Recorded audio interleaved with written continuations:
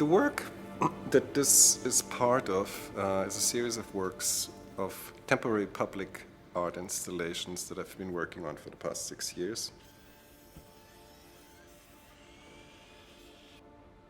Each piece within that series is unique, but each piece follows a formal logic, a material logic. They're all built out of 2x4s, following a certain layered language on how these 2x4s are being assembled.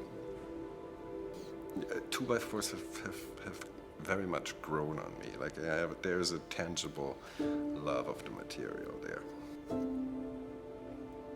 The reason why I wanted to do larger work that has a spatial quality, and that's again coming from architecture, which I studied, and I have a close relationship to architecture. So most pieces have somehow a spatiality to it, but many pieces you can kind of like you're not quite sure if you kind of like can do something with it or sit in it.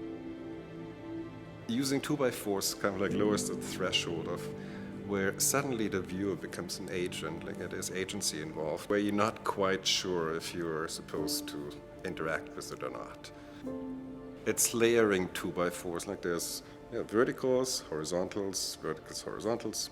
Sometimes they also twist, but it's still the same language, and it's just always 2 screws and 2 screws, and then the next layer, and the next layer, and the next layer. So, I mean, it's visually interesting.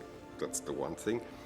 But it's also, what it's almost more interesting to me is that it also has a temporal aspect to it.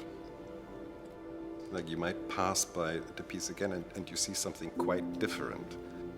Light, how light kind of like hits the work. You get acquainted with, not only with the piece, but actually also with the sun, right? Like with what's around you as you are now in a different season, in a different day, in different light conditions.